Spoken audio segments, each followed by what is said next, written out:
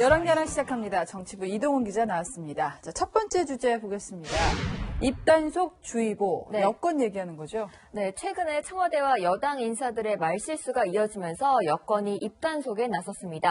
그 총선을 앞둔 만큼 작은 말실수도 전체 선거판에 악영향을 미칠 수 있기 때문인데요. 그 얼마 전에는 강기정 대통령 정무수석이 사고를 쳤습니다. 정부는 보다 강력한 대책 끝없이 내놓을 것입니다. 투기적 수단으로 삼는 사람들에게는 매매 허가제까지 도입해야 되는 거 아니냐라는 이런 주장에 우리 정부는 귀를 기울여야 한다고 생각합니다. 네, 문재인 대통령이 강력한 부동산 대책을 내놓을 것이다라고 얘기를 하니까 바로 다음 날 매매 허가제 얘기를 해서 논란이 됐잖아요. 네, 그 부동산을 사고 팔 때마다 정부의 허가를 받아야 된다는 건데요. 야당은 당장 초헌법적이다, 공산주의적 발상이라고 비난했습니다. 반발이 거세게 일자 노영민 대통령 비서실장이 직접 진화에 나섰는데요. 지난 16일 강 수석에게 사고 쳤네라고 했다. 한 번도 검토된 바 없다라고 강조했습니다. 네.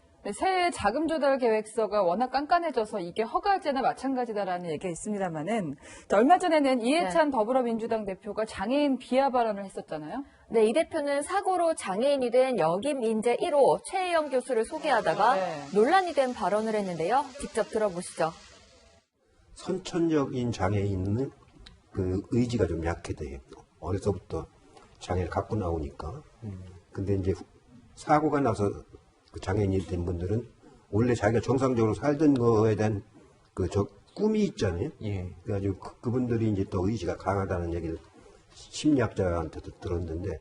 네, 이 대표는 심리학자의 말을 인용한 것이라며 즉각 사과했지만 정의당까지 통탄스럽기 그지없다고 비판했습니다. 장애인들에겐 굉장한 상처가 되는 발언이었죠. 네. 총선을 앞두고 말실수 때문에 곤욕을 치른 사례가 종종 있었잖아요. 네, 지난 2004년이죠. 정동영 당시 열린우리당 의장이 노인 비하 발언을 했다가 결국 선대위원장에서 사퇴까지 했습니다.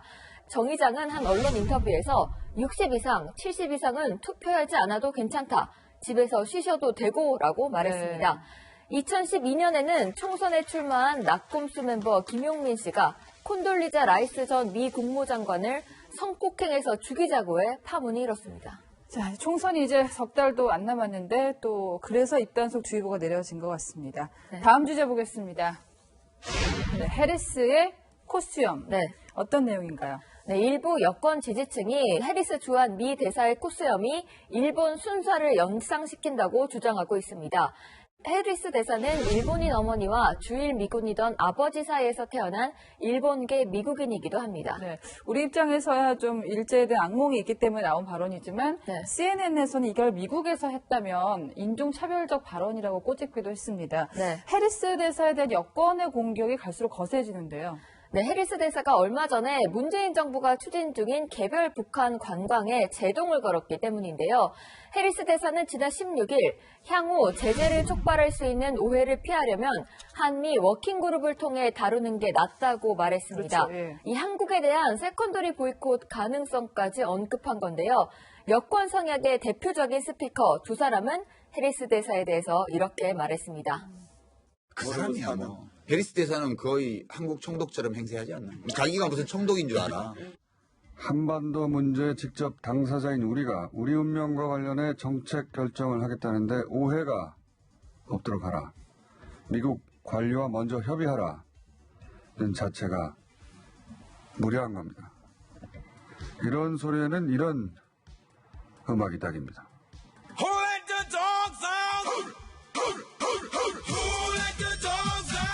또 굳이 미국 대사 얘기를 하면서 미국 노래를 트네요. 네.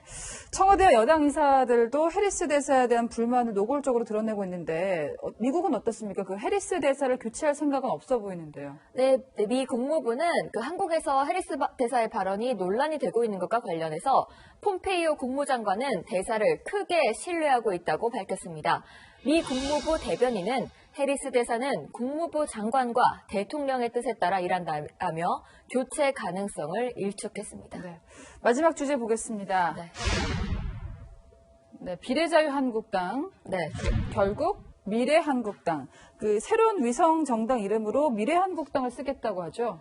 네, 선관위는 비례자유한국당은 이미 등록된 정당과 이름이 유사하다면서 사용할 수 없다고 했는데요. 비례자유한국당 창당준비위원회는 어제 비례와 발음이 비슷한 미래를 넣어서 네. 미래한국당으로 선관위에 당 이름을 변경 신고했습니다. 근데 미래한국당도 비슷한 이름이 있을 것 같은데요. 그 등록된 정당에는 자유한국당, 한국국민당, 우리미래가 있고요.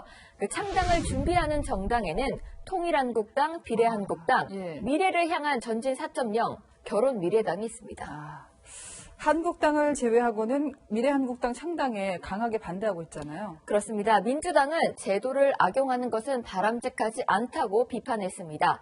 바른미래당도 꼼수가 가관이다. 차라리 무례한국당으로 바꾸는 것이 더 어울릴 것이라고 꼬집었습니다.